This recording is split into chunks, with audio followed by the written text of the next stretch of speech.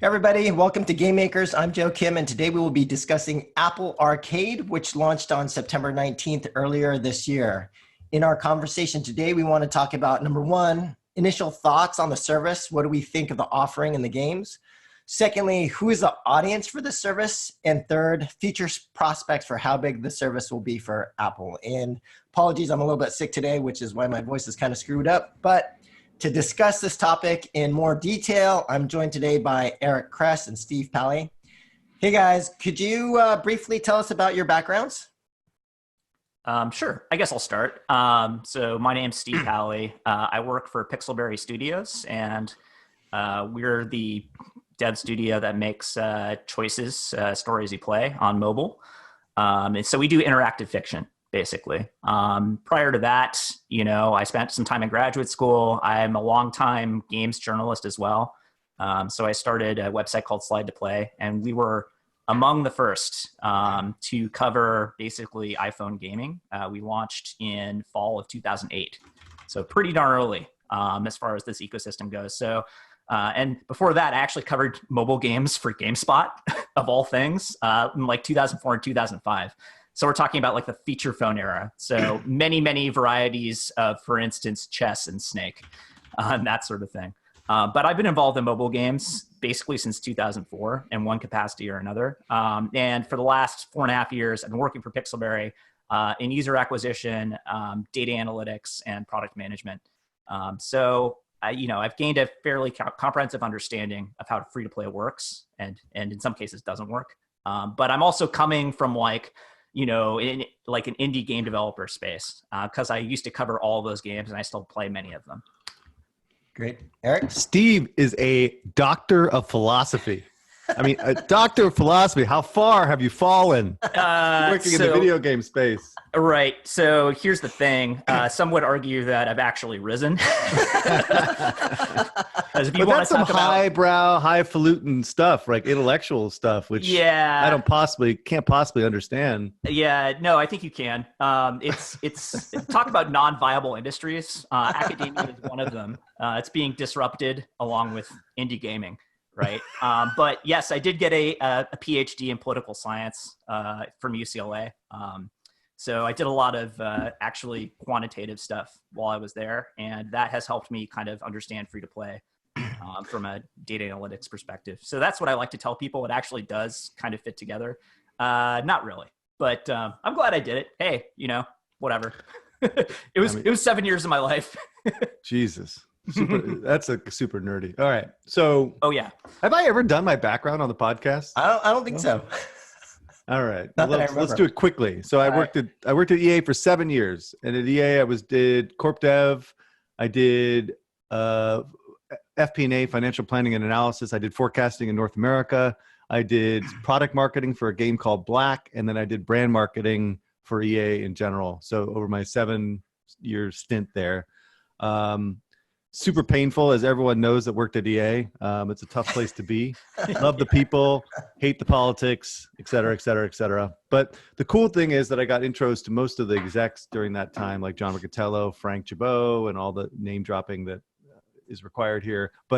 And learned the business from more of a high level, and kind of did a lot of the strategy work while I was there, because there was no strategy group at the time. That was formed by one of my buddies, Chris Coe, later on.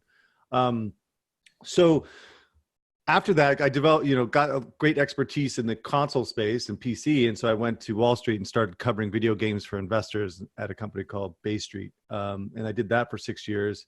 And then kind of the bottom dropped off in 2008 with, the market crash, and things got a little bit sketchy. So I had an opportunity to go to Kabam, and I was like VP of corporate strategy at Kabam. And kind of the goal was to understand and learn free to play, because I didn't know jack about it. And it was like kind of my PhD in free to play from some pretty smart guys over at Kabam. Mm-hmm. Did that for 2 years, and then I branched out. Now I'm doing my own consultancy, and my own consultancy is primarily related to the publicly traded guys with big investors, hedge funds primarily.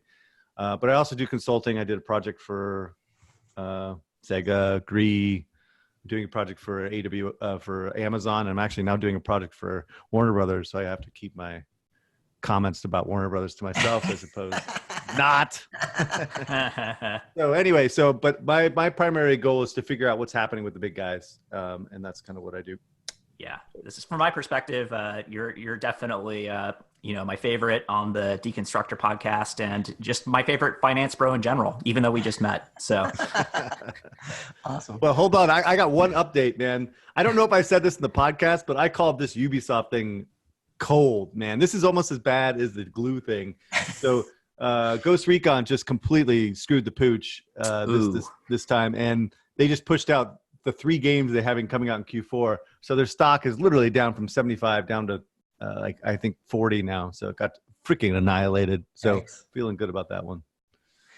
All right, Apple Arcade. I thought we could first start by talking about high-level thoughts in terms of the current games and the service itself, in terms of the way that it presents itself on the phone. And so, Steve, do you want to start in terms of like what your thoughts are?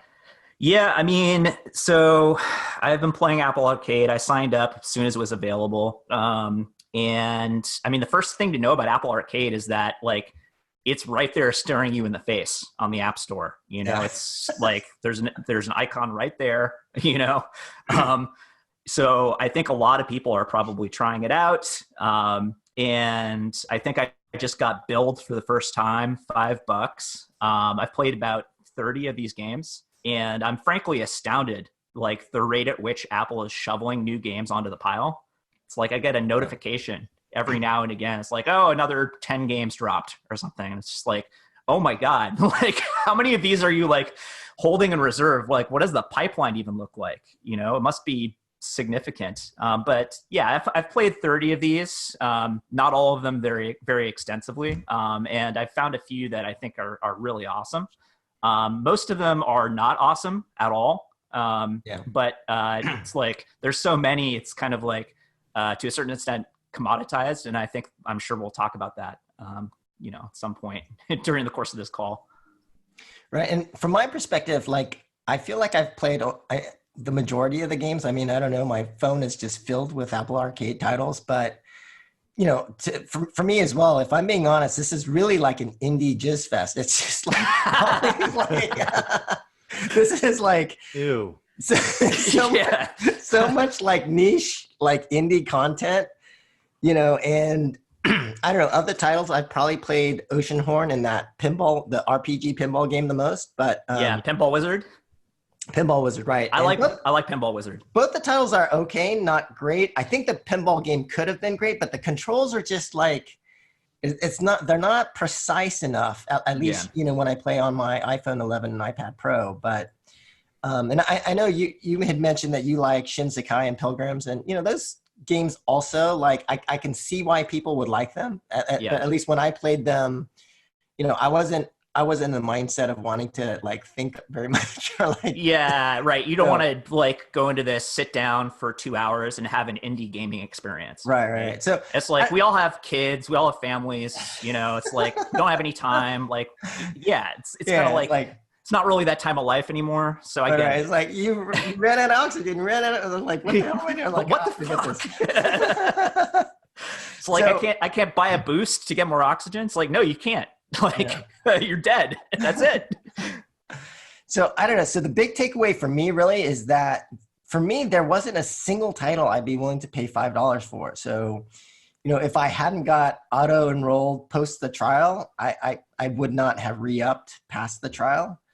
So for me, I think that, I think Apple Arcade is well-intentioned. I do think that the intentions and motivations behind Apple Arcade are good, but the barrier between free and 1 cent is fairly substantial. And there are so many competitive alternatives now, right? So whether they're hyper casual games that are arguably as fun or even more fun than the games on Apple Arcade, or, free to play games like Clash Royale, which I think are so much more fun than the other titles that I'm seeing on Apple Arcade. So ultimately, I think it makes the service a hard sell. So, from my perspective, I suspect the majority of Apple owners will not opt for Apple Arcade. Eric? I mean, everyone knows my opinion on Apple Arcade, so I'm not going to get incensed because Mishka's not here. But yeah, I mean, I agree. All these games are targeting primarily indies, right? And I think there is a fundamental misunderstanding of what indie is, right? Indies are just by nature very niche for super dorky people like us on the podcast, and probably everyone that's listening to this podcast. But mass market people don't play these super hardcore like platforming games or action adventure games. It's just not. It's just not broad enough. And I just think there's just very people that are interested in playing like Pilgrims or Hot Lava or any of this other garbage, right? Sorry, not garbage. You know what I'm saying? So I was trying to get some like data, because a lot of times we're just talking out of our ass, right? But like I looked at the most popular games downloaded in calendar 19. I know this is not apples to apples because we're talking about free games, but it was like Homescapes, Roblox, Subway Surfers, Tomb of the Mask, which I don't know, Gardenscapes, Wordscapes, and PUBG, and Matchington. Those are like the most downloaded games that have made over $1 million, right, in the year. This is where the audience is, and it's like shooters, puzzle games, and Roblox, right? Like none of these games exist on this service at all, right? They're all just like super niche indie games, and it's bizarre. And I think taking the shotgun approach was a mistake for Apple, right? I think more of an HBO type model, maybe with amazing content that attracts the broadest audience possible. Joseph made this point a while back, is that focusing on like 5 to 10 amazing experiences that really make the platform unique would probably been a better idea. Really good exclusives, right? Right. Yeah. Right. So I just don't think that leadership of Apple Arcade, the guys that are handling dev relations and stuff, really kind of understand the dynamics of the market at all. So they should reach out to the experts of free to play and figure out like where the genres are that they could play in. Another solution would be like you sign up Roblox, right? And you don't necessarily take Roblox holistically. You basically just ask them to provide. Now, this is against Roblox's whole philosophy, so I know I'm talking. Yeah, no, I'm talking crazy. You're not taking the money, yeah. I know. No. I'm just throwing it out there as an option. Maybe it's not Roblox, it's someone else, but you create an experience in the Roblox world universe that is unique to the platform that people are compelled to play, things like that. So or you bring a big IP like Marvel or Star Wars, a game that you only can get on that service. Of course, this is far more risky because you're going to be spending a lot more money and a lot more dev time. But again, you have to create something unique for the subscription service that has the broadest reach possible. So, and even if you were to execute across all this, I could, probably go through a litany of things why I think it won't work. But the way they've approached it, the way they approach it now is it's an epic fail, right? There's just no way that this can be successful unless they continually spend more and more money, duping these developers into making more games. So I wouldn't call it duping the developers. I actually think Apple paid them out extremely well. I mean, I know just anecdotally, there's probably like 5 to 10, friends of mine who are like, thank God for Apple. They totally saved us. Yeah, no, I totally agree. Like most of the developers on there are very small shops that like don't have the resources, don't have the expertise to like get into free to play. Because as we know, free to play requires like extremely specialized skill sets and like a lot of people and a lot of money to do UA. You got to do data analytics. You have to do all this stuff, right? That I've been learning how to do in order to scale and actually make the model work. And like a lot of developers are just like, I just want to make games. Like I don't want to deal with any of that shit. I don't know how to do it.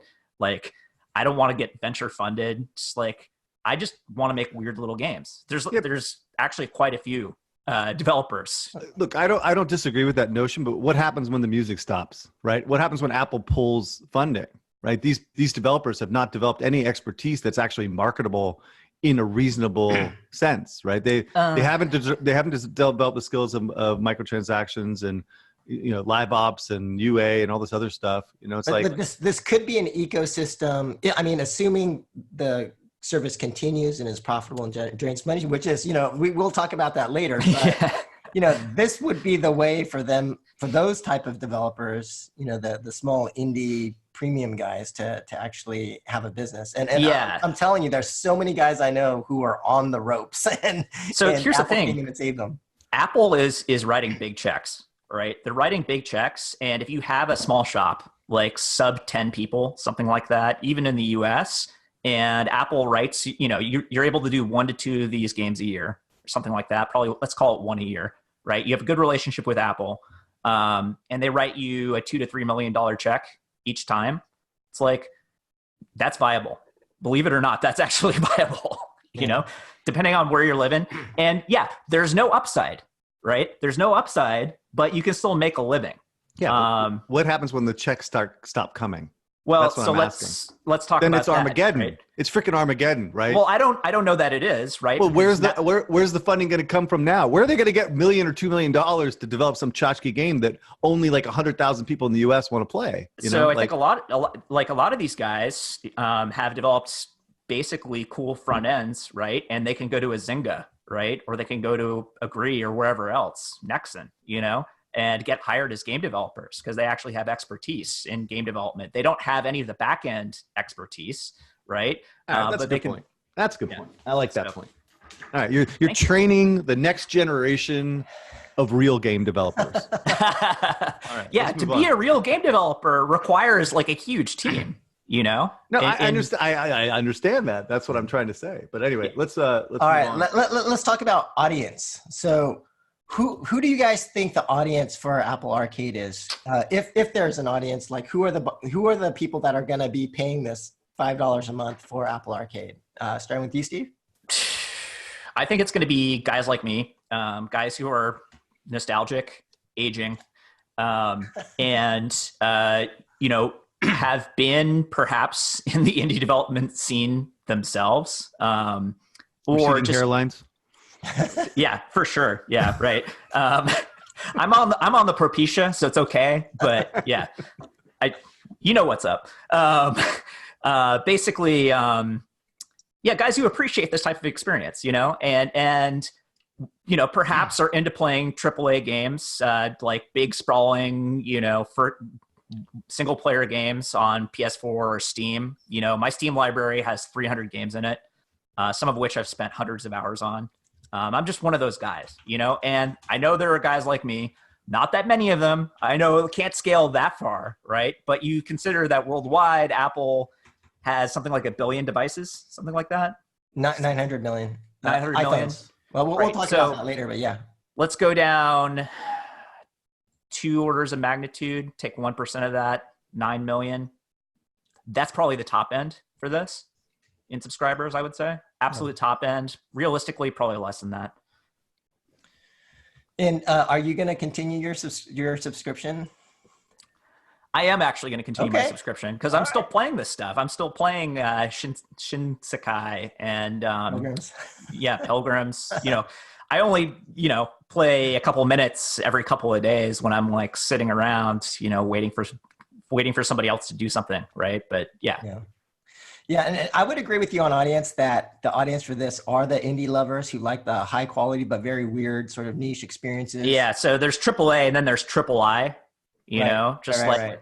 very, very high quality, just weird indie experiences that you find mostly on Steam, but all of the platforms, so Xbox, Sony PlayStation, Switch, are actually concentrating on this segment as well. Right. But I guess the argument I would make is that I think Apple could have at least tripled their audience if they would have not only focused on some of this stuff, but broadened the audience by actually focusing more towards like a kids and parents audience with like educational content. And like, the educational content, you could spend like, I don't know, I think it was reported they spent 500 million, but you could spend 200 million and make an extremely compelling service where a bunch of parents are going to pay $5 a month for, a lot of educational stuff for their kids. And so I feel like that would have been, in my opinion, a much more lucrative and much more useful audience to go after. I don't disagree with that at all. I think that makes a ton of sense. And it wouldn't surprise me that much if the service evolves in that direction over time. I think given the outlay that Apple has already made, they're not going to pull the plug in like a year. Right.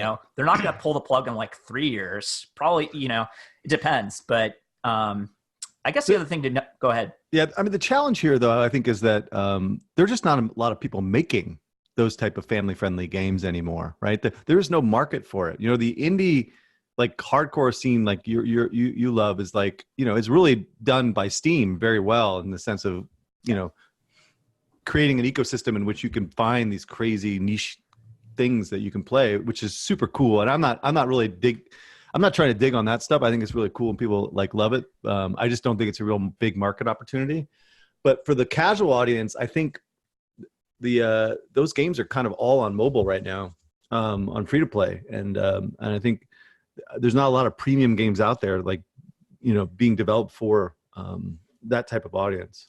So the one anecdote I always think about, and a lot of times when we're on the podcast, we don't really have a chance to explain ourselves. I just have these opinions that come out of nowhere. But so back in the old days, man, 98 is when I started looking at video games, when I was at Alex Brown, and we were representing Broderbund. And this is all going to come back to what we're talking about. I trust me. And at the time, there's like the two biggest publishers were Electronic Arts and Broderbund, and EA was looking to acquire Broderbund. And the whole goal was basically to get out of core games and expand beyond core games to the educational market with parents and kids, right? Because at the time, you know, the target demo for video games, as I said probably a million times on this podcast, was like 18 to 26-year-old boys, basically. So expanding the demo was actually really important. Now, EA pulled out of the deal. And why? The primary reason is that education software could not drive the premium prices, and therefore the model broke when we tried to sell the stuff.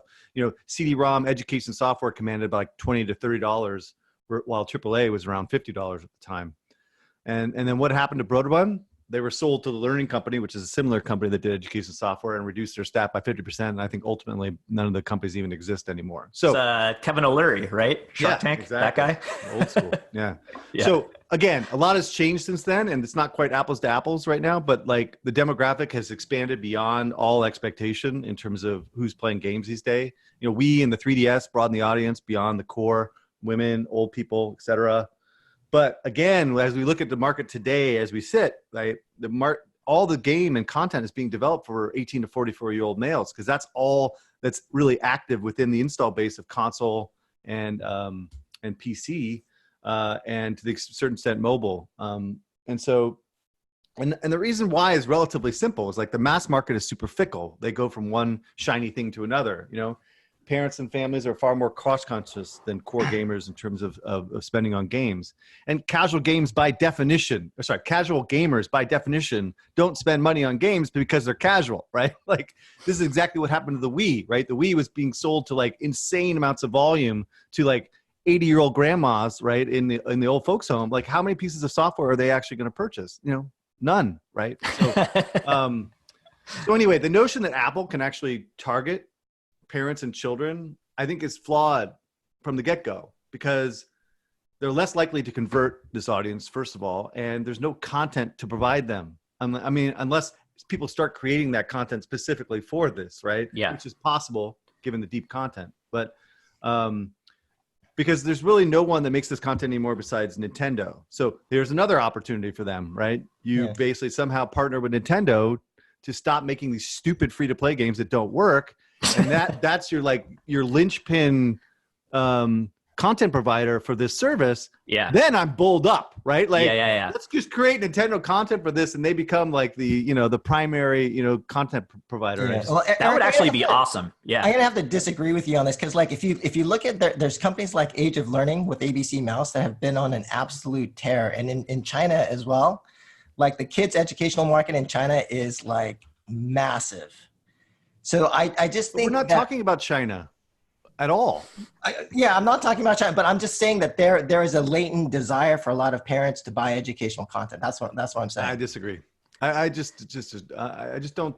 I think it's chasing rainbows and unicorns when you start talking about education software. And I'd be happy to be contradicted and tell me where I'm wrong here. But just look at Age of Learning. I'll look at it. But yeah. I've heard of that. And I think the missing component from, 20 or 30 years ago, which is what you were talking about earlier, is just the research basis for it. Right. Yeah. And so Oh, go ahead. Sorry. If you have one of these companies that has a bunch of like decent studies behind it, then and they market it properly, then I think parents are going to be like all over it. It's like hooked on phonics. Yeah, no, I would go not so much in the Nintendo direction, but more of the Age of Learning, Academy of Problem Science, Math Antics, Osmo, more in that direction. So wait a minute, but you're talking about B2C, right? Or sorry, B2B. You're talking about like these services are selling directly to parents. Yeah. Yep. All right, I'll look into it. Okay. All right. Sorry, but this is education though. We're talking about like entertainment, right? Edutainment. Yeah, edutainment, right? Yeah. I don't see any of those games like cropping up on the revenue charts. Another one you should check out is there's actually a game called Prodigy on mobile. That's been on a tear as well. Prodigy. Yeah. It's like an RPG math game. And there's kids at my kids' elementary school. You have to like force them to stop playing. Got it. Anyway. All right. So strengths, weaknesses, areas of improvement in terms of like the Apple Arcade experience. What do you guys think? Are there things that they should be doing to improve the service? Maybe starting with you, Steve.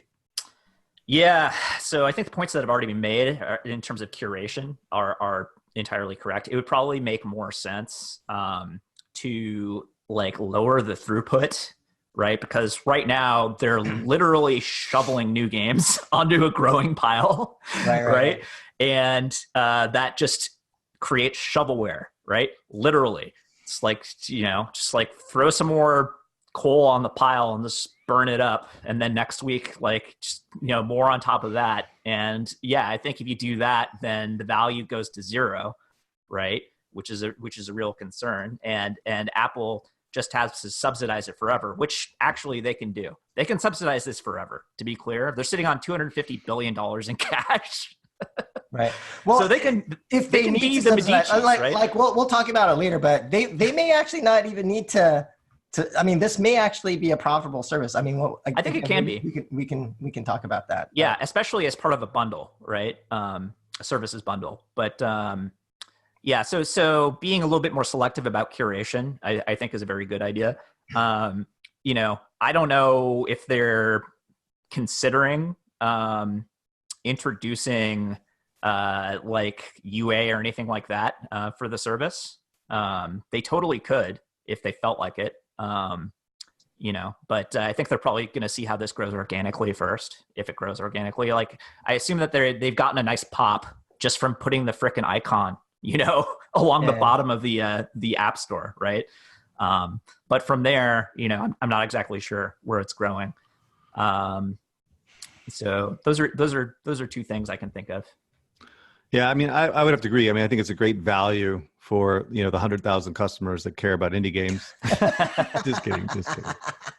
But given the customer appeal is very niche, I'm not sure you can really build a scalable business per se here. And the model for developers seem to be work for hire. I would expect very, very little back end revenue for most of the publishers or developers. If there is back end, you have to get the incentive structure right. Otherwise, you can really screw yourself. So like word on the street has been there is a back end and it's incentivized based on quote unquote engagement, right? And Google's version of this, Google has a version of it too. I forget what they're calling it, right? But it's some complicated formula based on playtime.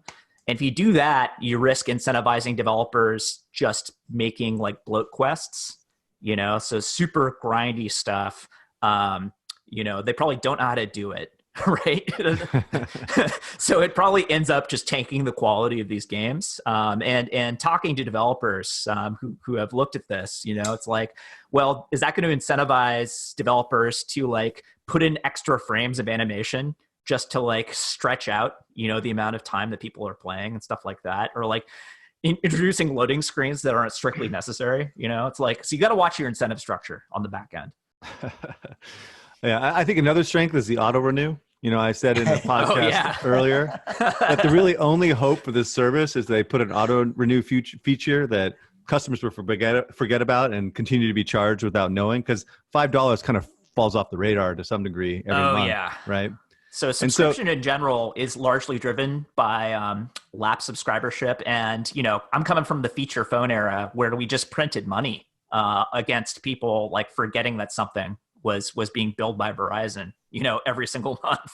It just got rolled into the bill. Right. And what they did was they created a system that you can't cancel. It was diabolical, right? Because if you cancel, then you lose access to all that content for that month. So you literally have to cancel like 24 hours or something before the next period, right? Right. So what happened? I forgot to cancel. I was charged an extra $5, Yeah, and the sub mechanics. I was duped by my own prediction. And the sub mechanics and unsub mechanics on Apple devices, it's not easy. You have to go into I think 3 different menus in order to actually do this from the device. It's a lot easier on Google, which is another reason to doubt, Google doing a fast follow here, in my opinion. Yeah, I think for me that it really comes down to the value in terms of the key weakness. It's like there isn't enough, like if they did more like what Google's doing with by having apps, or again, whether it's kids educational content or something else, it'd be a stronger value for me. But to me, the main weakness is just the content scope, which is, really focused around indies and not having enough value for a broader audience. Yeah. So then let's kind of wrap this up with predictions. So how well do we think this service is going to do long term, and what are your thoughts? Maybe starting with you, Steve. Right. So for every 1 million subscribers, right, Apple is going to get $60 million a year from this thing, if my basic math is correct.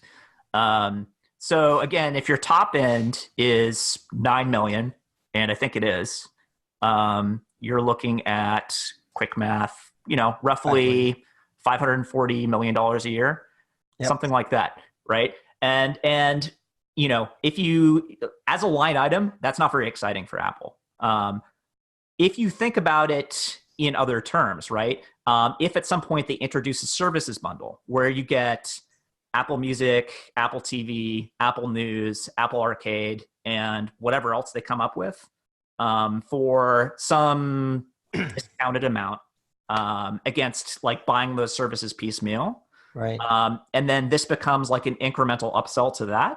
So you get 5% more juice out of whatever that bundle is. That could be potentially a much bigger deal, right?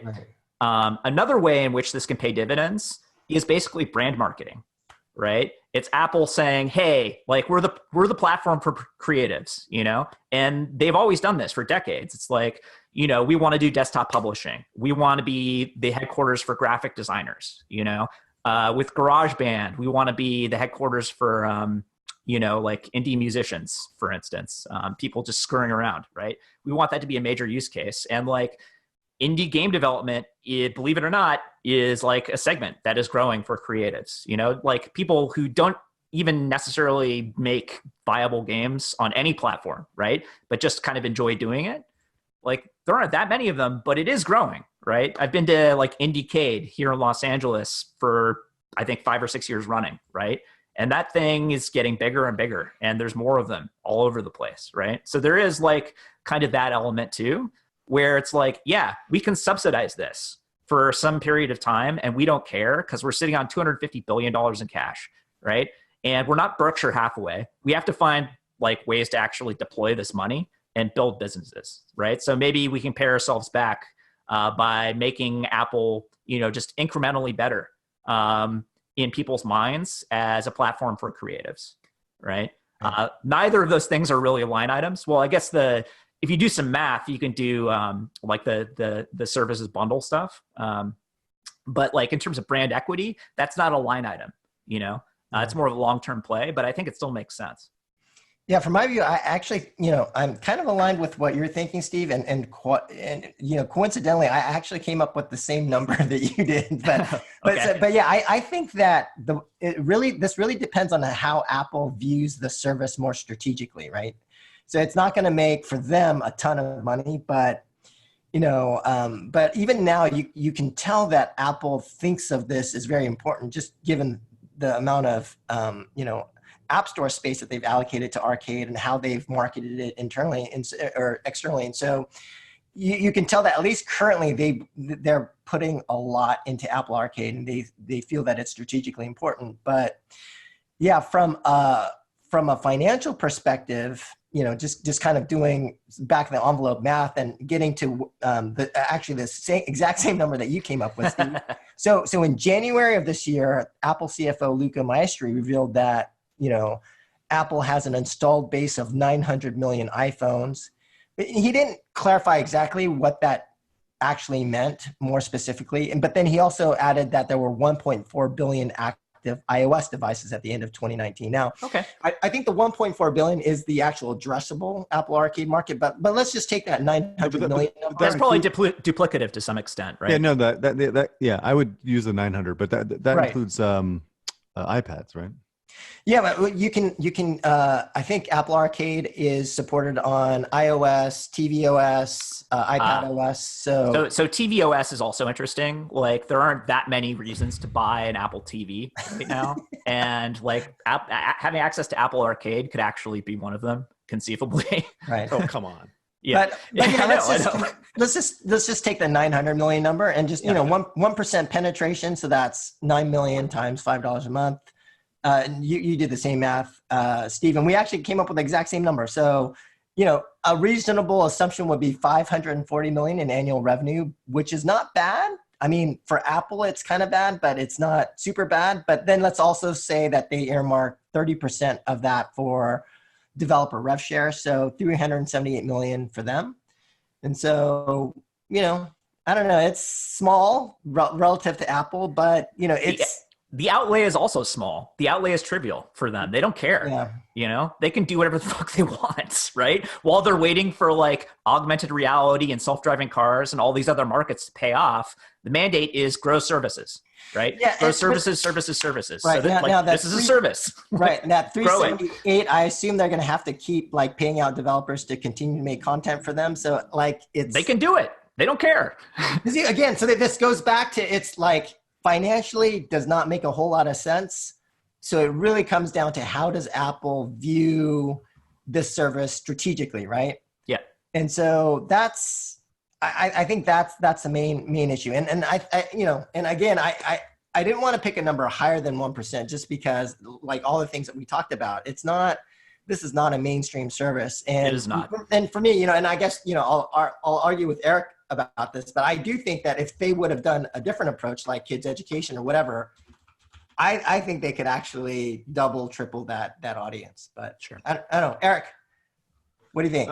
You're killing me, dude. You're absolutely. I am throwing up in my mouth right now. I'm so frustrated by this whole discussion.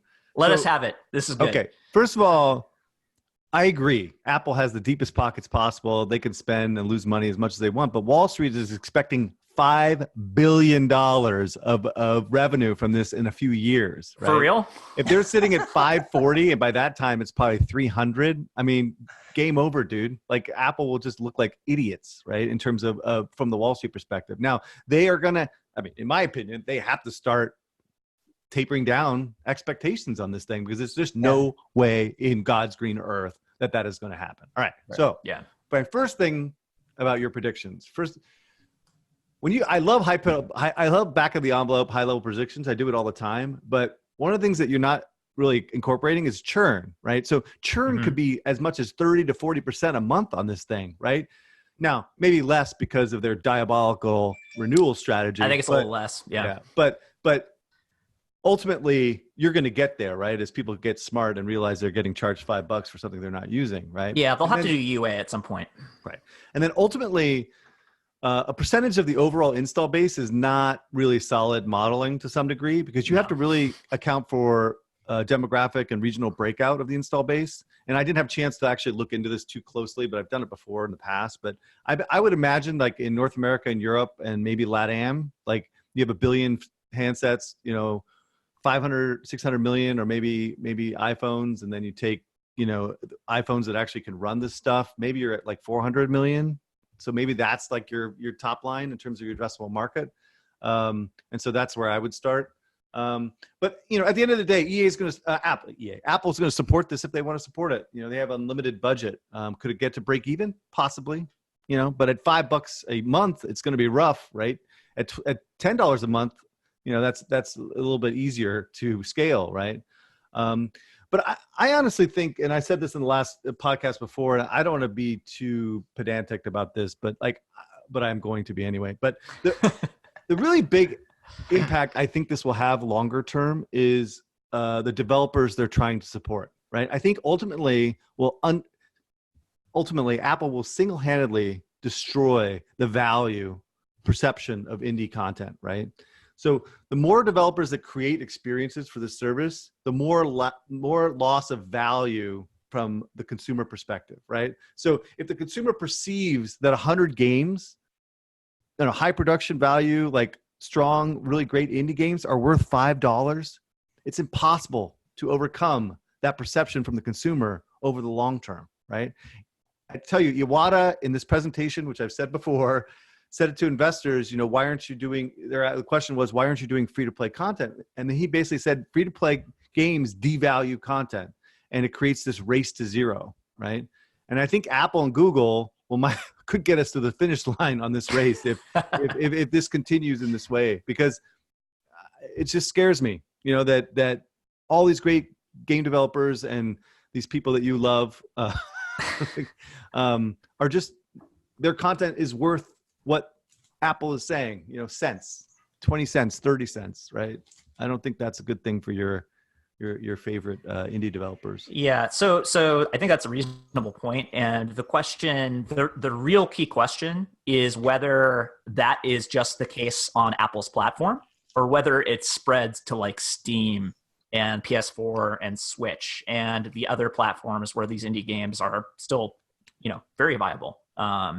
And I suspect that the impact will be limited to Apple's platform, where premium games were already dying. They were already on their way out. And to a certain extent, I think Apple Arcade is a response to that, right? It's not really a cause. Like, it will be both cause and effect, in that now that it exists, it will hasten the demise of premium games outside of Apple Arcade on Apple's platform. I don't think there's any question about that, right? I don't know if it's going to kill off indie games outside of Apple's platform. I kind of doubt it, actually. I think Steam, Epic, all the other platforms, like they're actually pretty invested in getting indie games on those platforms still. So. All right. So, and Eric, what do you think? So in terms of the Wall Street pressure, do you think that if they're showing like a break-even business, that this thing, do you think there's enough pressure for them to just, like, even if Apple internally thinks that this is a strategically important sort of business initiative, you think that they're going to have enough pressure to just force them to like not do this? That's a tough one. I don't cover Apple, and I'm not really that as close to it, but I honestly think Apple Music was a resounding success, right? But they had this install base of and an advantage on the platform that is, unrepeatable to some degree, right? With any other service. So Spotify's actually suing them about this right now. Exactly. So, and they have a legitimate case, right? Because they're competing against them in an unfair way. But absolutely. But they have no such advantage on Apple TV. They have no such advantage. They do have an advantage on Apple Arcade, excuse me. For sure. So at the end of the day, like, it's part of their overall services strategy. And so I think their services strategy is pretty much flawed, because I think Apple TV is ridiculous. And I don't think Arcade's going to really do much. So if they stop hitting their services number, there's going to be a reckoning, right? Because that's what their expectation is, and valuations of the company are being based upon multiples on these type of revenues. So yeah, this could be a challenge for them, but I don't know what they will do. I actually, I'm more on your camp in the sense that I think they'll continue to support this and spend whatever it takes, but there's going to be a limit to that. Maybe it's 5 years from now. I don't know. Yeah. I think the other thing that may help them a lot is if they shift from indie jizz to more hits driven. like we already talked about it, but like somebody's got to be able to talk to those guys about, like, all the like all the long tail back catalog stuff is not that's not where, like, the world that we live in right now, people play 2 or 3 games or maybe just one game, and that's what takes up all of their time. Yeah, I mean, I put 700 hours into Civ 6, so Right. yeah, right? Like, Yeah. Yeah. So if they, I think the one thing that can really move the needle for them in a big way is again, shifting away from indie jizz to like really focusing on 5 to 10 key titles, and just, instead of investing a few $100,000 or a few $1 million, invest 10 or 10 20 million or 50 million or 100 million on Yeah. some really key titles. Yeah, big exclusives. I'm going back to my Nintendo example, right? Both of them are failing so miserably at this. It's like 2 drunks holding each other up, right? So like they partner up, they do a subscription of their services, and then Nintendo looks like a hero, Apple looks like a hero, and they may be able to drive some revenue on that. But like, I still think it'll be a challenge. Like if there was a Nintendo deal on Apple Arcade, I mean, like the conversion would be like 10%. Although the conversion on Mario was what, 2%, right? It was initially 10% on Super Mario. No, that's right? a lie. Absolute lie. lie? That is not true. The That number was what was reported. You could download the data, dude. There's Okay. no way it was 10%. But whatever. Anyway, nonetheless, it generated no revenue. I mean, Yeah. on a relative basis. It will be really interesting to see how whoever is behind Apple Arcade, how their strategy evolves as the data comes in. I assume that they have analysts looking at the data, and they're going to figure some of this stuff out, right? You know what's? Oh, go ahead. Sorry. Yeah, so they could pivot to education, right? And they might do it pretty quickly. They could pivot to much bigger games, and we could see that probably in a year or two, because those games take longer to develop than what we're currently seeing. But they got to be looking at this stuff on the back end. They got to have analysts, and Right, but I think everyone got out already, so they'll probably have to look at the data in a month or 2 from now, right? yeah, no, like it's going to take at least 6 months to filter out sort of the golden cohort stuff and all of that crap. But yeah. You know what's also diabolical to me is that you can't track, or as far as I can see, you're unable to track how many downloads of the games that are actually in arcade. So I tried to look up Oceanhorn 2, Yeah. and it's not even in the store, right? No. I don't think that's not, I mean, I think that's intentional, right? They don't want people to know how many people are downloading these games. No, and you might recall that Netflix is just now starting to discuss how many views its shows actually get, and their metrics are different than industry standard, and they're still just like barely trickling out that data, and it's really frustrating everybody in Hollywood, right? Because it's like, they play their cards really close to the vest because they don't want people to know, right? Like it's like if people knew, it might affect their ability to raise money, right? And I think what you have to say about the street looking at Apple's services strategy is like they don't want the street to know, right? It's like I think analysts will probably start asking those questions, and Apple will just be like, "Here's a crumb of information here, a crumb of information there." Just give them, as little as possible. It'd be interesting to see what they say in the earnings call about this. Because of course the renewal just came up right from day one a few days ago. I just got my notification from Apple that I was charged $5. And How do you feel about that? I am feeling really bad about that. Terrible. I'm feeling like an absolute moron, right? That I fell for my own bullshit. Anyway. All right, guys. Well, I think unless there are any final comments, I think that's just about it. Nah, this is a real pleasure. Can I plug my podcast? Yeah, go for it. Awesome. All right. So yeah, as alluded to earlier, I do have a doctorate in international relations from UCLA, and I haven't used it for years to actually, do academic work, but I did start a podcast with a buddy of mine from graduate school. We rant about IR on a weekly basis. This past week, we talked about the Chilean disaster going on with the protests. We've done climate change. We've done the situation in Syria. It's called The Elucidators, Decoding Global News. So check it out on wherever you get your podcasts, basically. We're there. How long have you had your podcast for, Steve? This was week 11. So we're pretty new. And, you call yourself a wannabe YouTuber. I've heard you say that many times. We're wannabe podcasters. We're mostly just doing it for fun. But UA for podcasts is very interesting. I'm trying to crack that code. Unit economics are tough. I'll say that. Could you spell your podcast? Elucidators. Elucidators. See, I didn't get a doctorate in philosophy, so I can't Didn't get a spell. doctorate in spelling either, huh? No doubt. Decoding global news. You can also search for that, and it'll come up. Thank you. All right, guys. Thanks a lot for your time, and we are out. Thanks. Awesome.